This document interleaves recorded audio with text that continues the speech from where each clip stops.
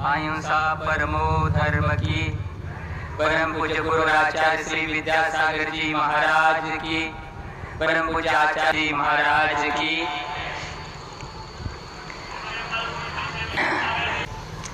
तप करते यौवन गया, द्रव्य गया मुनिदान, प्राण गए संन्यास में, तीनों गए न गए जान।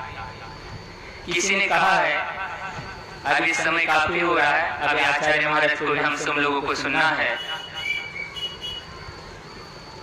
जब आचार्य महाराज हम लोगों के लिए मूलाचार पढ़ा रहे थे, जैसे अभी महाराज जी बात कर रहे थे, मूल गुण अधिकार के बाद तुरंत ही संक्षेप प्रत्याख्यान अधिकार आया। किसी शिष्य ने प्रश्न किया, आचार्य से अभी तो दीक्षा हुई, संलेखना का यहाँ प्रसंग क्यों आया?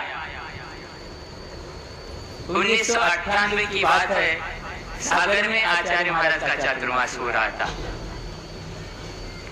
जब गुरु महाराज जी ने उत्तर दिया, कोई जवान सेना में भर्ती हो जाए, दूसरे दिन भी वार छिड़ सकता, युद्ध छिड़ सकता है।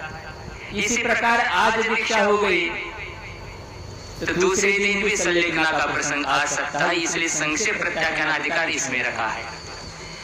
गुरुदेव की दृष्टि हमेशा प्राणी मात्र कल्याण के प्रति होती थी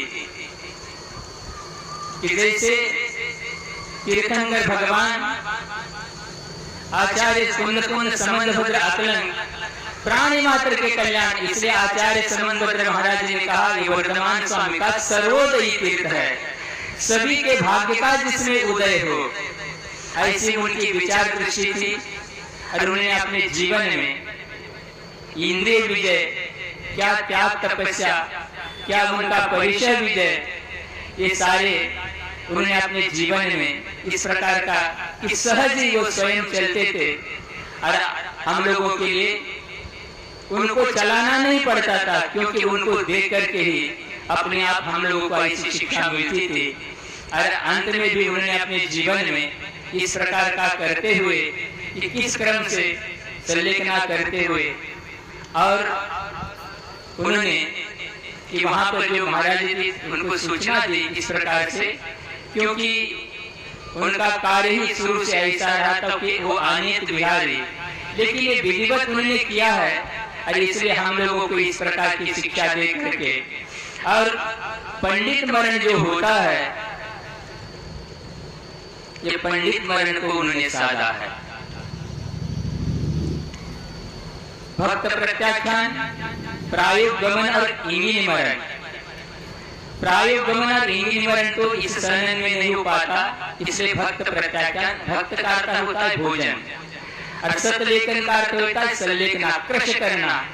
कषाय तो उनकी शुरू से कृष थी और काया भी 4-5 साल से वैसी कृष होती, वो उसकी साधना कर ही रहे थे और अपने जीवन में इस प्रकार उन्होंने भक्त प्रत्याख्यान के माध्यम से इस संलेखना मरण को सतलेखन, और समाधि और संलेखना में भी कथनचित अंतर है। प्रसंग उसी का चल रहा है समाधि मरण का। आचार्य ने कहा धर्म ध्यान और शुक्ल ध्यान समाधि है, तो संलेखना के समय भी आज शुक्ल ध्यान तो नहीं, धर्म ध्यान तो होता ही है, लेकिन अन्य समय भी आचार्य महाराज का साधु भी धर्म ध्यान करते ही है, इसलिए संलेखना के समय ही धर्म ध्यान होता ऐसा नहीं, इसलिए धर्म ध्यान और शुक्ल ध्यान का नाम समाधि है। और संलेखना के लिए उपसर्ग है, दुर्भिक्ष है, वृद्धावस्था है, उपसर्ग आदि आने के बाद अपनी व्रतों की रक्षा के लिए इस प्रकार से समीचीन रूप से उसको विसर्जित करना, इसका नाम त्यक्त है। मतलब शरीर को छोड़ा जाता है, व्रतों को छोड़ा नहीं जाता। और अंत समय में इस रत्नत्रय के साथ संलेखना करते हुए अपने जीवन में पंडित मरण के साथ, और इतिहास जब हम देखते हैं तो आचार्य कुंद के बाद एक आचार्य महाराज जी ऐसे आचार्य हुए 2000 वर्ष में कि जिन्होंने 52 वर्ष तक आचार्य पद पर रह करके इस संसार को सही वर्धमान स्वामी का मार्ग दिखा करके और उत्कृष्ट संलेखना करते हुए अपने जीवन में कार्य किया है।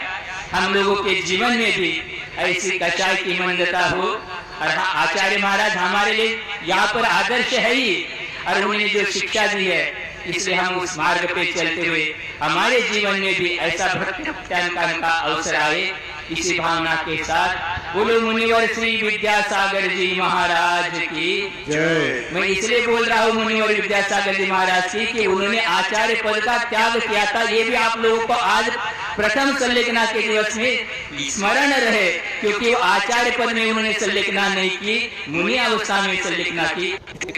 बार बार नमस्कार। बोले संत सर्वमणि आचार्य विद्यासागर